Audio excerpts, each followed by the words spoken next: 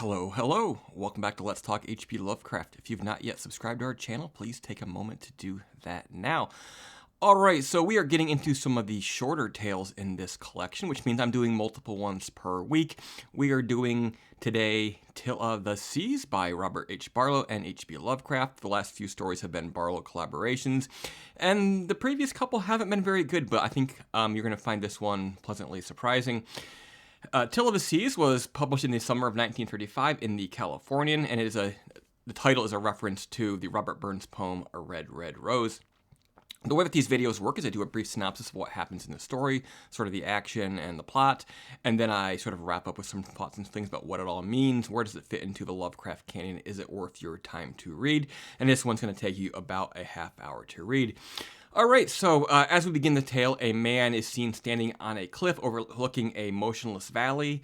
The narrator then begins to relate the fall of mankind through a long, slow decline.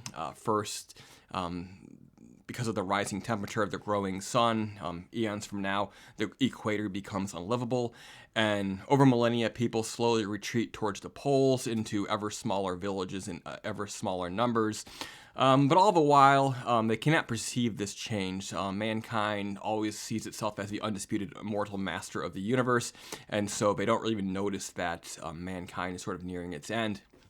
We eventually catch up to the man on the cliff, and we learn his name is Ul, and he's 19 years old. He's been living in a cabin with a couple of young women who have died, one or two by illness and one by suicide.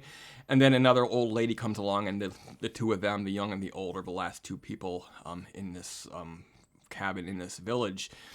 After her death, having heard rumors about there being villages over the mountains, he finally sets out to find them, not wanting to be alone anymore. So he sets out, not even bothering to bring water with him, not sort of understanding the length of the journey. And there's water being a scarcity now. But he travels over the mountains, eventually finds himself on that cliff where we first met him, overlooking what appears to be a village. He imagines that he sees motion in the village, but when he gets down there, all that he finds is skeletons in these scattered brick huts, and it's apparent that these skeletons have been there for a long time in the arid, dry climate. They're not rotting or they're not disintegrating. So he has been the last person alive, perhaps, for a very long time now. Desperate for water, he finds the town well in the middle of the village, and he sort of leans over it, but one of the rocks breaks loose, and he falls into the well, falls down to the bottom, and dies there in the last remaining moisture on the planet, a little bit of slime in a well that should have saved his life. And the narrator sort of relates that mankind's time here has run its course, although it was over many eons. The universe itself is not going to remember us for anything because we were just a sort of blip on the radar of the greater story of the universe. Of the 3 or 4 Barlow collaborations that Lovecraft's done so far that I've read, this is by far the best one. It is cosmic horror on a Lovecraftian scale, but distilled down to its barest essentials.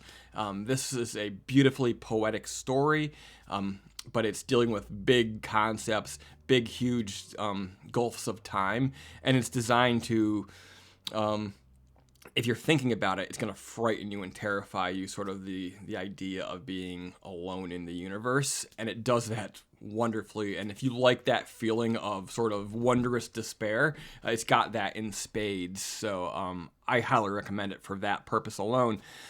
But it's dealing with some big issues. It's dealing with mankind, sort of our false belief that we're the undisputed masters of the world here for all time. And it really deals with how we're unable to recognize our own demise. We're ever hopeful, ever sort of bent on survival. And we're the frog in the proverbial pot. The frog in the pot that when you slowly raise the temperature, it's unaware of what's happening and it gets cooked alive. That's us. And ultimately, no matter how antisocial some of us may be, Ul's adventure ends with him seeking out people only to find that it's too late. He waited too long to connect with other human beings. Also, I love that his death is so insignificant. He slips and falls down a well. It's sort of this idea that our whole existence comes and goes based on chance, and that after it's all said and done, even if we think we've done all these historic things, ultimately probably we'll have some pathetic accident like slipping down a well, something of no significance that brings upon us our demise.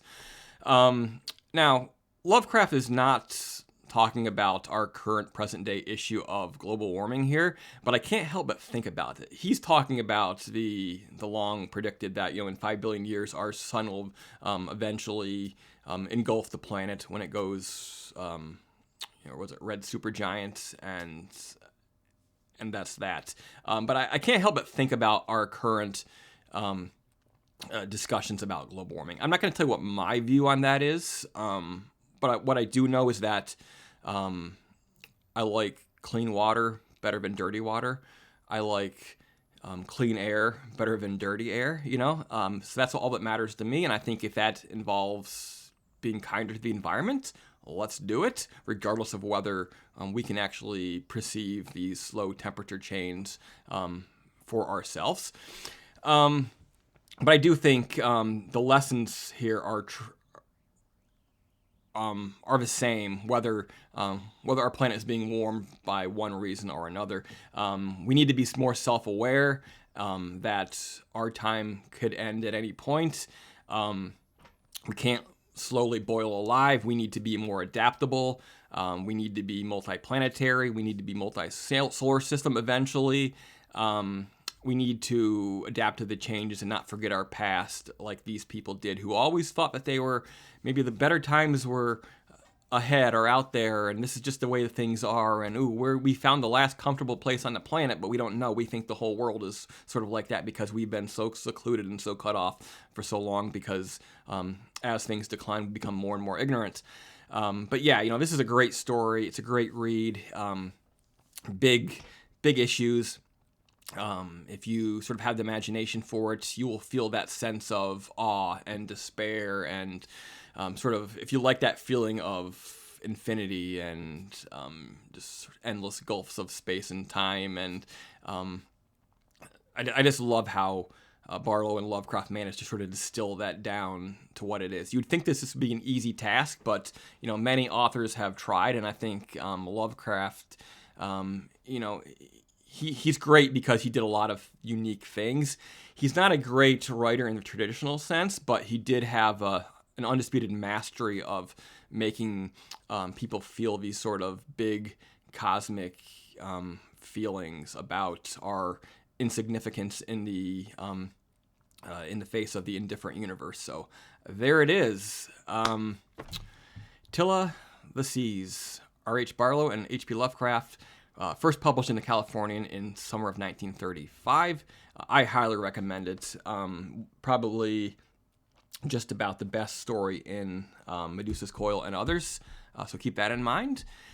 Be back soon with a look at Collapsing Cosmos, also with R.H. Barlow. Hopefully it's as good as this one is. And if it was, I think you're going to enjoy that one as well. So thank you. Until next time, keep it creepy.